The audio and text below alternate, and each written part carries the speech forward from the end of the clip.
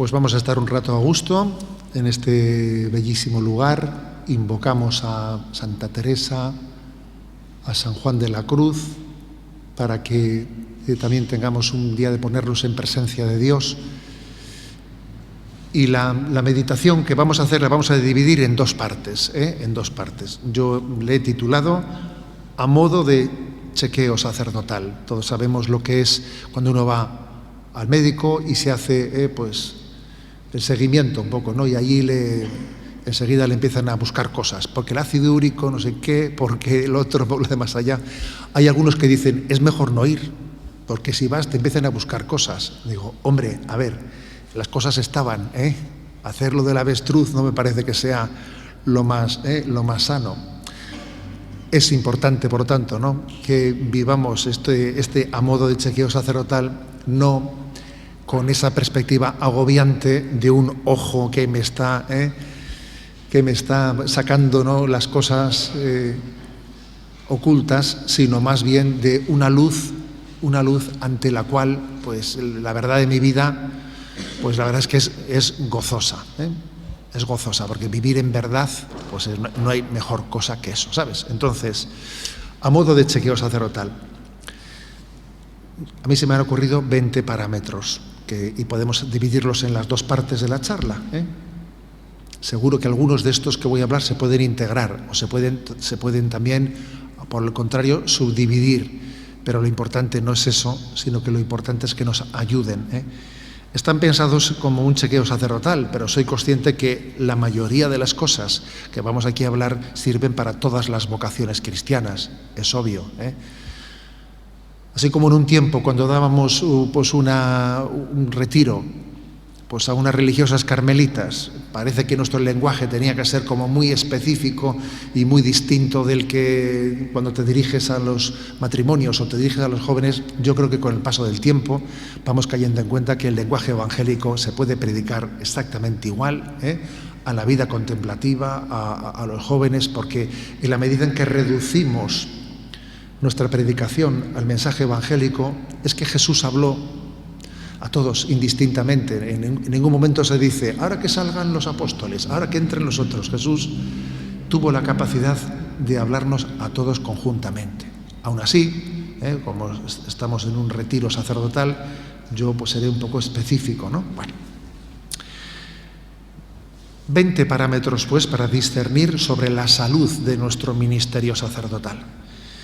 Y ¿sabéis por dónde empezar? Porque lo de por dónde empezar tiene importancia, ¿no? Tiene importancia, obviamente. Elegir el primer prisma desde el cual introducir los demás tiene su importancia. Y yo creo que, sin duda, es el de la veracidad, el de querer tener un compromiso de vivir en verdad, de autenticidad, de no tener esa especie de situación en la que uno pues se esconde ante la verdad, se esconde ante ella, necesita ocultarse, necesita taparse, ¿no? Le tiene miedo a la verdad, a que resulte, pues no sé, como si fuese denunciadora la verdad, ¿no? A ver, la verdad nos hace libres, ¿no? Hay una verdad objetiva por encima de mí, ¿y de qué me sirve mi vida, no? Si no está al servicio de esa verdad objetiva.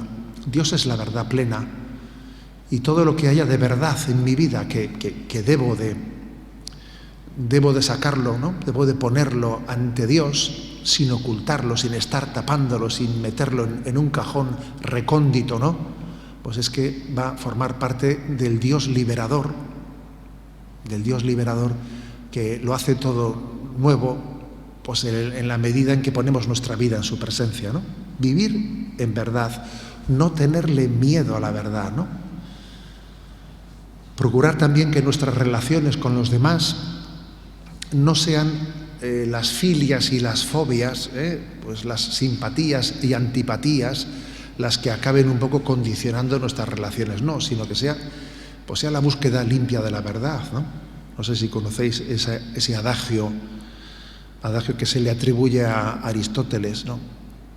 Porque le decían que, oye, tu amigo Platón tu amigo Platón ha dicho una cosa que no es exactamente la que tú has dicho, y sois amigos, ¿eh?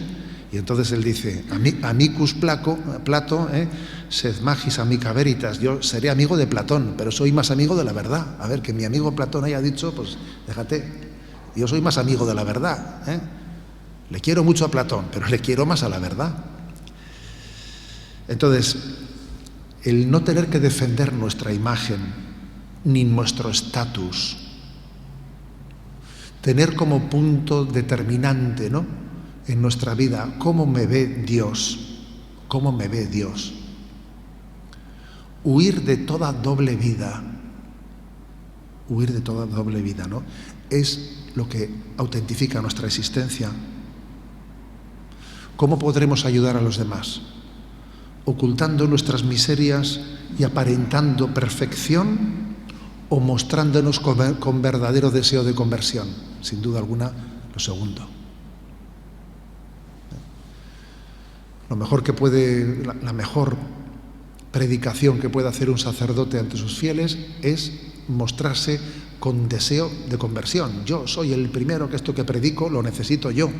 Y quiero vivir en verdad, ¿no? Y necesito arrodillarme ante esta verdad que yo os he predicado a vosotros. Eso es maravilloso, porque entonces todo el mundo entiende que ese sacerdote está sirviendo al Dios verdadero, no se está predicando a sí mismo.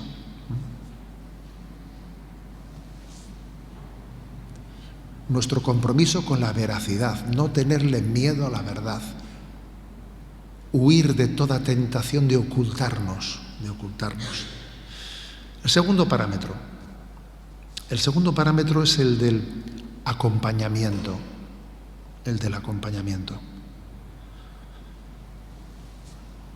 Recuerdo una entrevista que tuve en unos ejercicios espirituales que hice ya hace bastantes años, igual hace 20 o 25 años, y tuve una entrevista con el director de los ejercicios en la que les puse pues todas las cosas que me preocupaban de mi vida, ¿no?, que eran unas cuantas, esto y lo otro, y lo otro, y lo otro.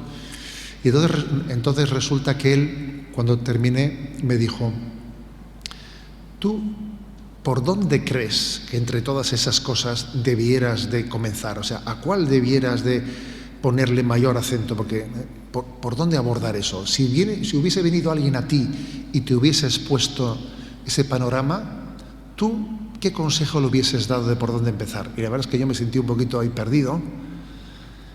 Y él me dijo, mira, no, yo creo que lo principal sería, me voy a dejar acompañar, que igual no tengo el acompañamiento que debo de tener para poder discernir todo eso, porque el discernimiento no se debe de hacer en solitario. Quizás lo principal es lo que no me has dicho, que el acompañamiento te falta, que tienes un acompañamiento insuficiente.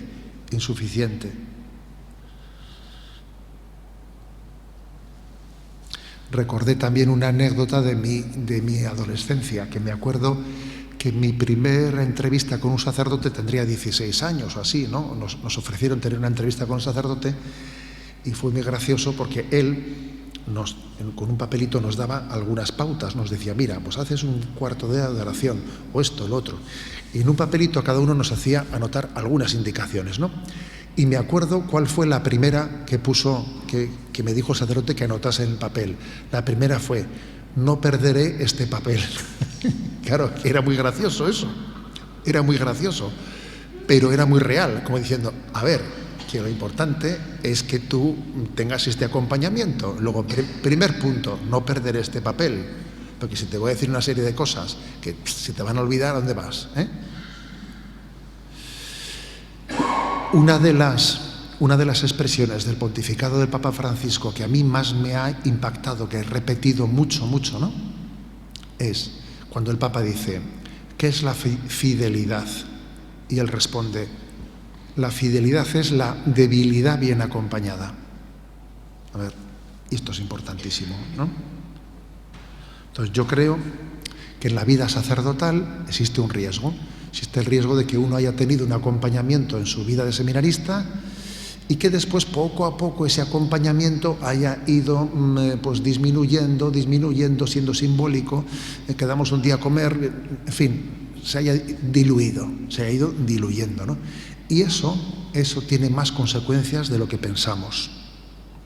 Es como un riesgo de profesionalización en el mal sentido. Creo que el Señor nos llama a ser acompañantes y acompañados. Esta mañana, por cierto, en el programa de Radio María, un oyente me ha hecho la pregunta de qué características creo yo que se debiera de buscar en un acompañante espiritual, un director espiritual. Y he dicho, bueno, una pregunta esa, quedaría para... Le he dicho, esa pregunta es muy amplia. Le he dicho, pero voy a decir una característica, que esté él acompañado. Le he dicho, empecemos por ahí. Voy a buscar un acompañante que esté él acompañado. Bueno, después ya hablaremos, pero que esté él acompañado. Entonces, creo que este es un tema muy importante, que está bastante ligado al anterior, a ese compromiso de veracidad, de vivir en verdad, de decir voy a poner toda mi vida en la presencia de Dios, porque obviamente cuando uno pone su vida también en la presencia de un acompañante, pues claro, entonces la objetividad nos preserva del riesgo de deformar la verdad de nuestra vida a nuestra conveniencia. El Señor nos preserva, ¿eh? La frase esa del Papa, ¿no? ¿Qué es la fidelidad? La debilidad bien acompañada. No se trata de que seas Superman, no se trata de que tengas una falsa seguridad en ti mismo, no, sino que dejes a Dios que entre en tu vida, que dejes que entre la luz, que no le tengas miedo a la luz, que no le tengas miedo a ella. Los padres de la Iglesia hablaron del demonio mudo, curiosamente, del demonio mudo. San Juan Crisóstomo, que tenía mucha imaginación, él dice, fijaros en las fieras cómo atacan el rebaño, provocan una estampida para que alguno se quede descolgado, y cuando alguien se ha descolgado van a por él, y dice, y cuando le atrapan le agarran por el cuello, dice, para que no pida ayuda. Dice, hombre, un poco de imaginación lo de que no pida ayuda, pero así lo dice él, ¿no? Para que no pida ayuda. Creo que este segundo parámetro, pues, ¿no? es clave. Y además creo que estamos en un momento en el que se necesita acompañamientos espirituales. Es una de las cosas que también, ¿no? Pues dentro de la pastoral universitaria estamos un poquito dándole vueltas, la importancia quizás de hacer un curso de acompañamiento espiritual para el próximo mes de octubre, para educarnos en el acompañamiento espiritual. Tercer parámetro, una visión de fe. Una visión sobrenatural de fe. De un sacerdote se espera que tenga una visión de fe. Uno de los pasajes del Evangelio que más me llama la atención es esa reprimenda que le hace Jesús a Pedro. Pedro, tú piensas como los hombres, no como Dios. Podía decir Pedro, hombre, ¿qué esperabas? Yo soy hombre, no soy Dios, ¿no? Pero el Señor le hubiese dicho a Pedro, oye Pedro, ¿yo para qué he venido? Yo he venido para darte la luz del Espíritu, para que veas las cosas desde los ojos de Dios. La revelación que yo te estoy transmitiendo es para que tú pienses como Dios y no como los hombres, para que tengas una visión sobrenatural, ¿no? Ver la realidad desde los ojos de Dios. Las cosas son lo que son para Dios, ¿no? Entonces creo que tenemos que ser, nuestro discurso, podemos tener la tentación de que sea un discurso ético razonable. A ver, está bien, obviamente, tener un discurso ético razonable, pero no es eso lo que nos tiene que distinguir. Lo que nos tiene que distinguir es tener una manera de ver las cosas en las que es la palabra de Dios la que ilumina, es la revelación de Dios, tal texto evangélico, lo otro.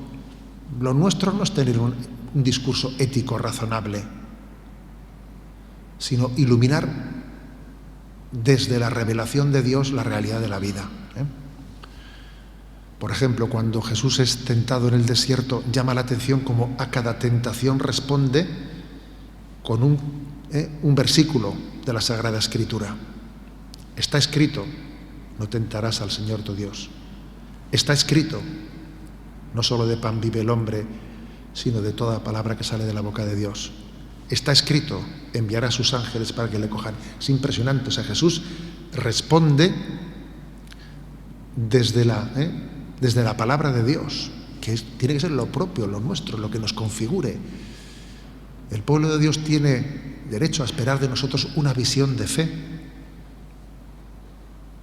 Y creo que además, en el momento en el que vivimos, la frontera entre la creencia y la increencia no está como los años 70 o así, que en los años 70 la frontera era los ateos y los creyentes. Hoy en día esa no es la frontera. Hay mucha gente que dice que cree en una energía universal y tal, y que eso que es como... La frontera está no en creer que Dios exista, sino que Dios ha hablado, se ha comunicado, se ha revelado. Esa es la frontera. Luego, si Dios ha revelado, tenemos que conocer en profundidad la revelación. Tenemos que estar empapados de ella.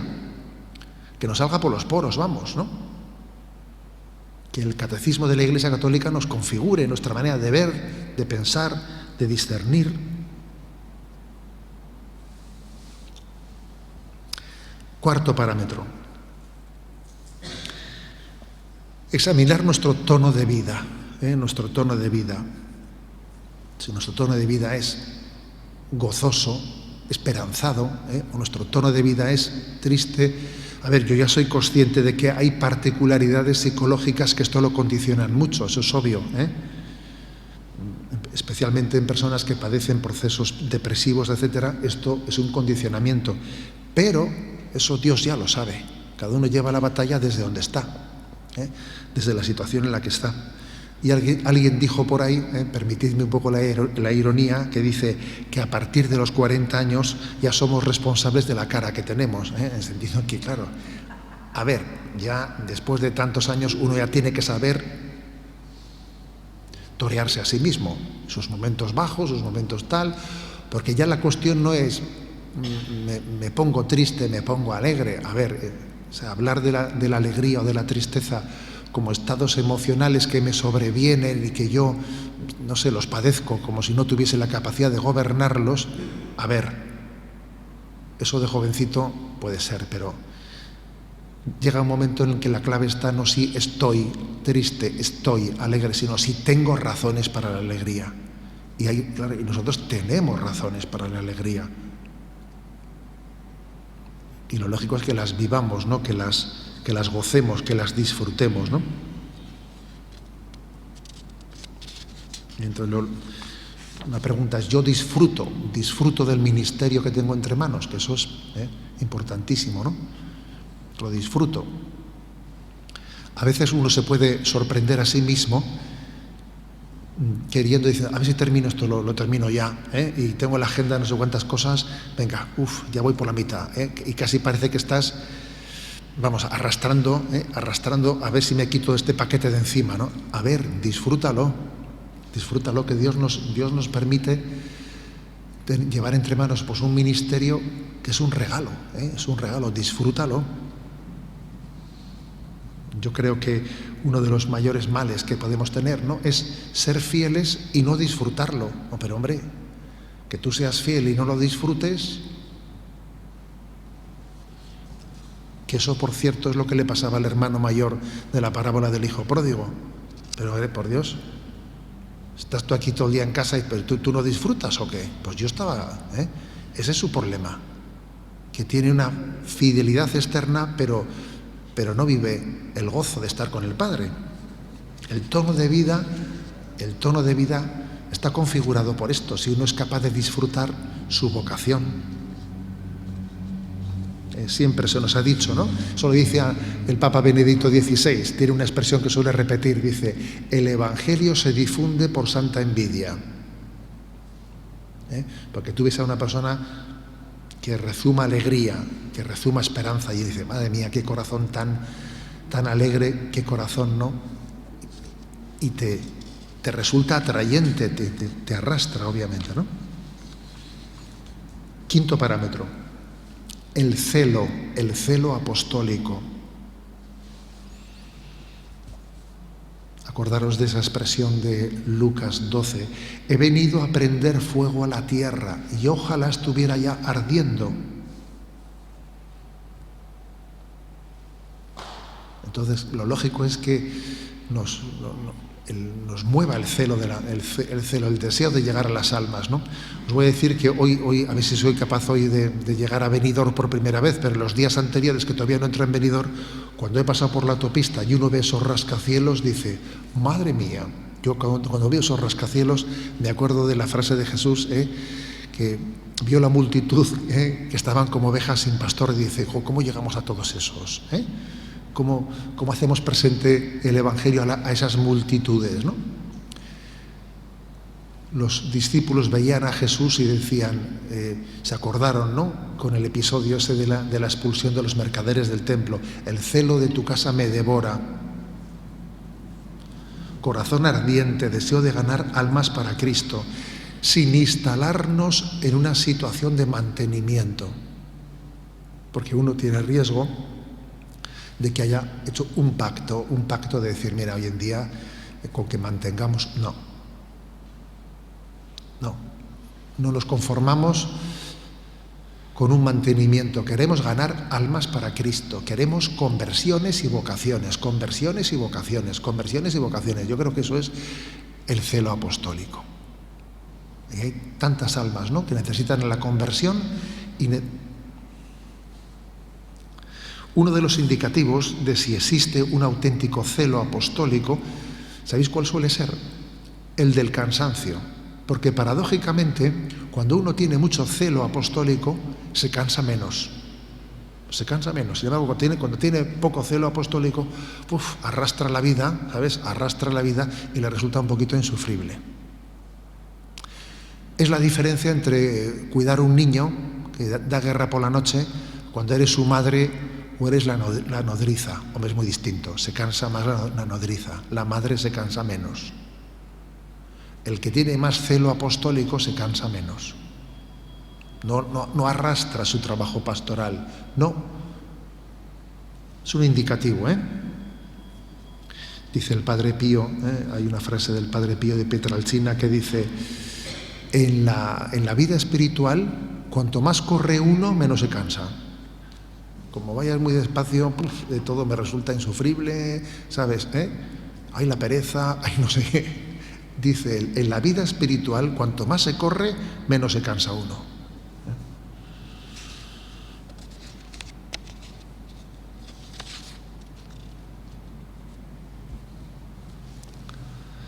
Esa expresión de Santa Teresa, ¿no?, ya que estamos en su casa, a mí me conmueve, dice ella, estás el mundo ardiendo y nosotras vamos a estar entretenidas en estas naderías, en estas bagatelas.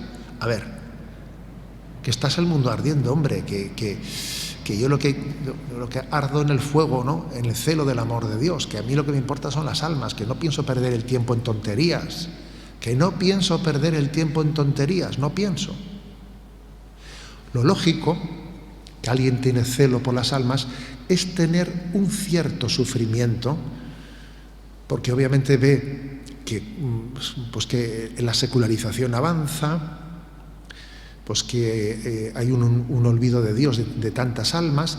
Lo lógico es que alguien que tenga celo apostólico tenga un cierto sufrimiento, pero no un sufrimiento autodestructivo, ¿sabes?, sino un sufrimiento confiado que al mismo tiempo se llena de alegrías, porque te llenas de alegrías, Te llenas de alegrías viendo también cómo Dios conquista almas, y cada vez que te llega la noticia de una conversión, pues para ti es una fiesta,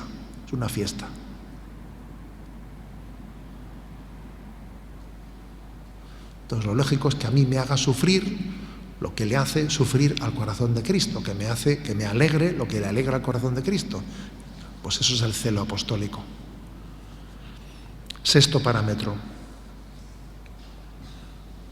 la oración. También he incluido aquí los ejercicios espirituales. El sacerdocio es en primer lugar, una llamada a una relación especial con Jesús. El texto de Marcos 3:13 impresiona.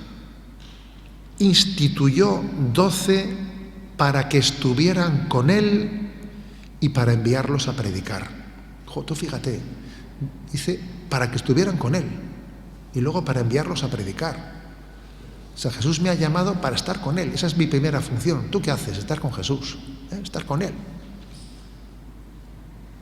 Estar con Jesús. Tengo yo un amigo, un conocido, sacerdote italiano, que es profesor de religión. Ya sabéis que los niños italianos, sobre todo los de la zona sur, son tremendos, son tremendos. Y me contaba él que un niño le soltó un día en clase, le dice: oye, ¿tú eres amigo de Jesús o trabajas para Él? Le soltó, ¿sabes? Y claro, me decía él, es que me ha dejado, pero descoyuntado. Este niño no se da cuenta de lo que ha dicho. O sea, este niño no se da cuenta de lo que ha dicho. Entonces, claro,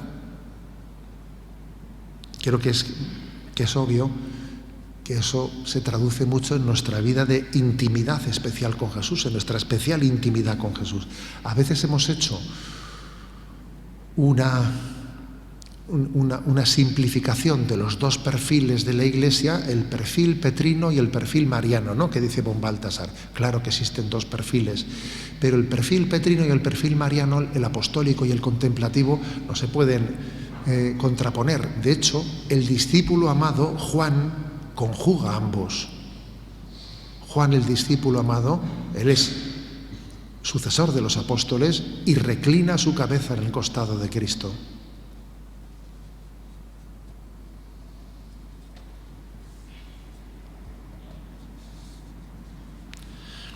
Os comparto una perla preciosa de San Alfonso María Ligorio. Dice él: no hay gente débil y gente fuerte en lo espiritual, sino gente que reza y gente que no reza. A ver, ahí está la división, Y un buen termómetro de qué lugar ocupa la oración en nuestra vida es el preguntarnos qué lugar ocupan los ejercicios espirituales en nuestra vida. Que tú te das cuenta y dices, hombre, es que unos ejercicios espirituales como columna, como centro de un año en el que yo quiero anualmente, ¿no?, tener una intimidad con el Señor, de reordenarlo todo en Él, pues es que me parece que eso es muy significativo, Entonces, entre ponte bien, estate quieto, que viene la pandemia, que no viene la pandemia, que sube, que baja, es que nos desordenamos muy fácilmente, ¿sabes? Es curioso. Y además, si os dais cuenta, nos desordenamos de ese íter de tener unos ejercicios espirituales anuales que reconfiguren y reordenen todo en Cristo sin haberlo decidido, porque si fuese que alguien dijese, no voy a hacer ejercicios anuales, por esto puede hacer cada 2 años o yo qué sé, pero no suele ser una decisión, suele ser algo a lo que de facto hemos sido arrastrados sin que tú hayas gobernado esa situación. No la has gobernado, has sido arrastrado, Entonces creo que el Señor nos llama al desierto, a estar con Él y a reordenarlo todo en Cristo. Séptimo parámetro: vivencia de la liturgia. Vivencia de la liturgia. Cuando uno ve que la liturgia la disfrutamos, ¿no?, la preparamos esmeradamente, que uno descubre en la liturgia una fuente de vida espiritual. Por ejemplo, yo haría una pregunta, ¿Hace cuánto tiempo que no has cogido una oración colecta o un prefacio y te lo has llevado a la oración para hacer de él fuente de oración? Por ejemplo, un detallito de esos, de descubrir en la liturgia pues perlas preciosas que por aquí y por allá nos están hablando, ¿no? La liturgia con la conciencia de que es el Cristo glorioso el que la preside, y yo, en esa presidencia que tengo de la liturgia, estoy dejando que Cristo presida a través mío la asamblea, ¿no?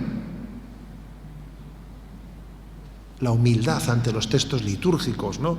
No pretender ser tú, el que vayas tú a hacer la liturgia a tu medida, ¿no? A veces he ido yo por ahí, vas a una iglesia y te encuentras el misal que ves que el que ha estado antes tuyo pues ha tachado, donde ponía Dios Todopoderoso, y ves que lo ha tachado con Tipex y en vez de Todopoderoso pone y dice Dios Todo Amoroso. Y dice, pero bueno, vas a mejorar tú el original, ¿eh? A ver, vamos nosotros a hacer una liturgia.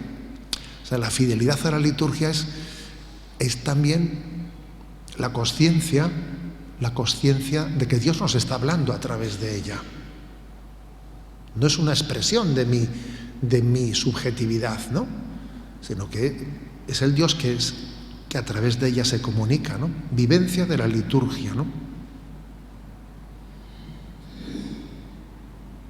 Octavo parámetro, formación intelectual. Madre mía, este tema también, ¿eh?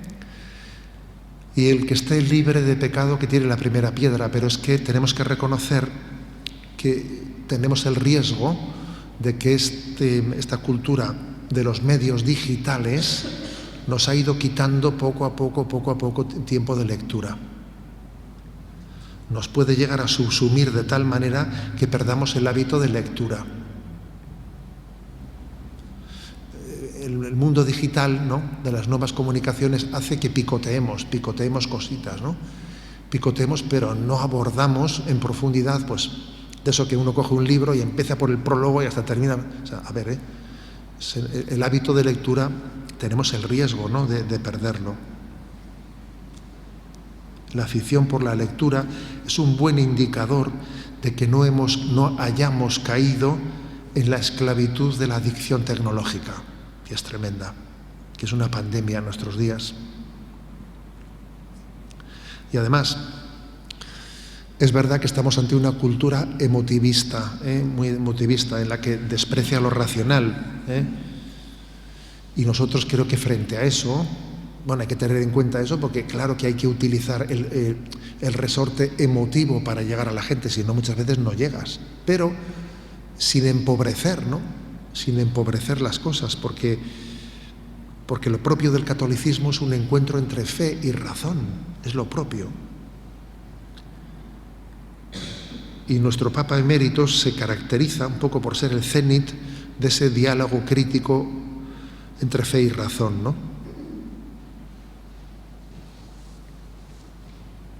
La formación intelectual. Noveno punto. Cuidado de nosotros mismos, el cuidado de nosotros mismos, de nuestra salud, de nuestro descanso. Con el tema de la crisis del COVID se han puesto al descubierto, pues, la existencia de dos cosas contradictorias, ¿no?, pero que son igualmente perniciosas. Bueno, pues que existen los hipocondríacos y los irresponsables. Yo creo que esta crisis lo ha puesto de manifiesto. Y no es fácil distinguir dónde está ese ser un hipocondríaco y donde nuestra cultura se caracteriza por no saber administrar bien el cuidado de la salud, no saber administrarlo bien, a veces obsesionarse, a veces la estás mal cuidando y luego te obsesionas, a ver cómo es eso al mismo tiempo. El hombre occidental pierde su salud para ganar dinero y luego pierde el dinero para recuperar la salud. Bueno, pues, o cogemos y en la manera de vivir, ¿no?, de vivir el ocio lo hacemos de una manera que deteriora tu salud y luego estás apuntándote no sé cuántos gimnasios, pues tú verás, ¿no? Es lo de Penélope, que durante el día tejía y por la noche destejía, ¿no?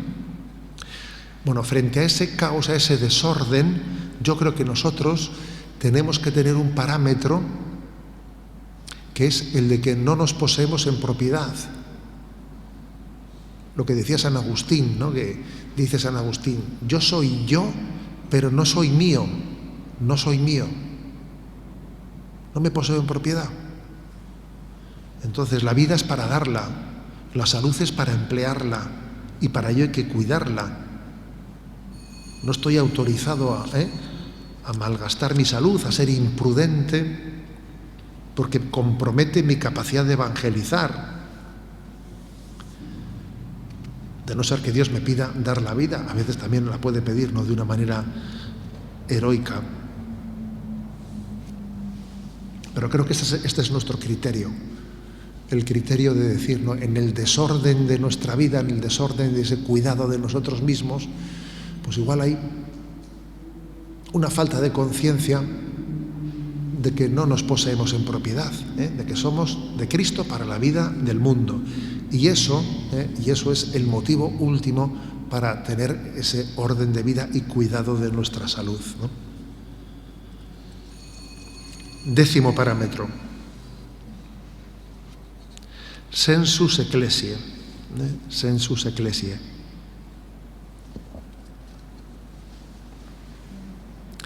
Sentirse iglesia, saberse iglesia, hijo de la iglesia, ¿no? A veces preferimos ser generales de un ejército derrotado, en vez de ser soldados humildes de un ejército en marcha. A ver, aquí lo importante es que la iglesia siga adelante y yo seré soldado humilde de un ejército en marcha, ¿no?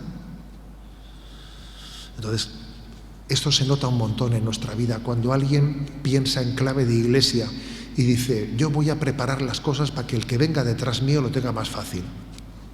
¿Entiendes? Porque, a ver, aquí hay un lío en la parroquia. ¿Qué hago? ¿Lo afronto o se lo dejo para que venga detrás? Por ejemplo, ¿no?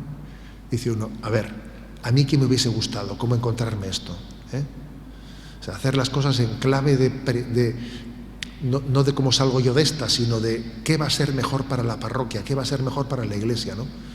Solemos ser muy responsables, por ejemplo, de cómo se acoja al que venga detrás nuestro, bastante responsables de ello. A ver, por ejemplo, la acogida que un servidor ha tenido en esta diócesis, obviamente se tiene que explicar porque quienes han estado delante mío la han preparado bien, ¿no? Si no, no sería posible. Si no, sería posible. O sea, el terreno se prepara en la vida de la iglesia, se prepara.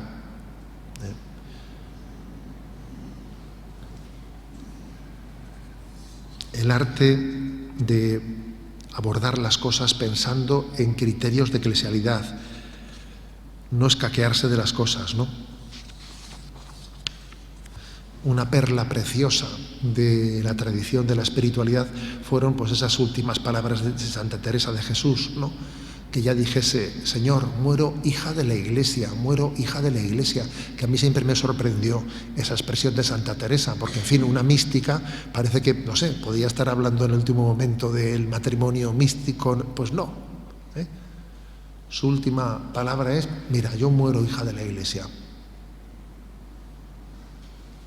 Y no me avergüenzo de ella. Conozco los defectos de la Iglesia mejor que los que la critican, bastante mejor, pero es mi madre, ¿no?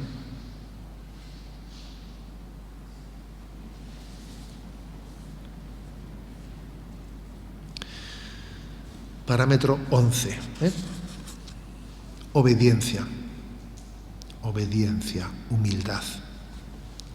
Dentro de este chequeo sacerdotal, pues es un punto dirimente, porque si después de rezar, discernir, compartir, acompañarme, si al final hago lo que me dé la gana, pues entonces no he salido de mi yo, El triunfo del yo. Recuerdo un padre espiritual que decía que cuando uno dice, ¿no? Hoy en día que se ha puesto muy de moda ese tipo de oraciones de autocontrol mental, ¿no? Voy a intentar buscar el silencio interior, voy a intentar silenciar mis deseos, silenciar mis pensamientos, silenciar tal, no voy a intentar. A ver, si tú te concentras en vencer a tu yo y lo logras, ¿quién ha vencido? Yo. Yo ha vencido sobre yo, no ha salido de ahí. En el fondo es un yo-yo, es un yo-yo, que no hemos salido a ningún lado. Aquí lo que importa, aquí para poder autentificar nuestra vida hay un principio de ponernos delante de un tú, que es Dios, y que ese Dios me manifiesta su voluntad y me la manifiesta a través de unas mediaciones, ¿no? Y la obediencia, pues autentifica ese no buscarte a ti mismo, mi yo, sino ese buscar la voluntad de Dios, ¿no?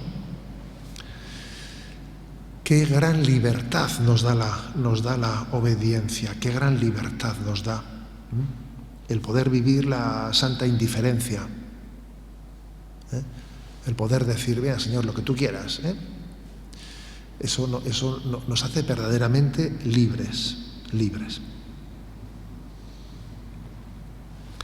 Otra perla teresiana, también extraída de sus obras, dice: hijas mías y señoras mías. Eso tiene un poquito de guasa, yo creo, ¿no? Lo de hijas mías y señoras mías, en fin. Hijas mías y señoras mías, por amor de Dios les pido tengan gran cuenta con la guarda de la regla y las constituciones, que si la guardan con la puntualidad que deben, no es menester otro milagro para canonizarlas. Bueno, vamos, fíjate tú lo que está diciendo. Déjate, aquí, si como seamos fieles a lo que en cada momento, obedientes a lo que nos toca hacer, si más milagro que ese, ¿sabes?, no se necesita, ¿no?, para entender que nuestra voluntad está entregada a la voluntad de Dios, ¿no? Bien, voy a detenerme ahí y dejo los 9 que quedan, para la segunda intervención,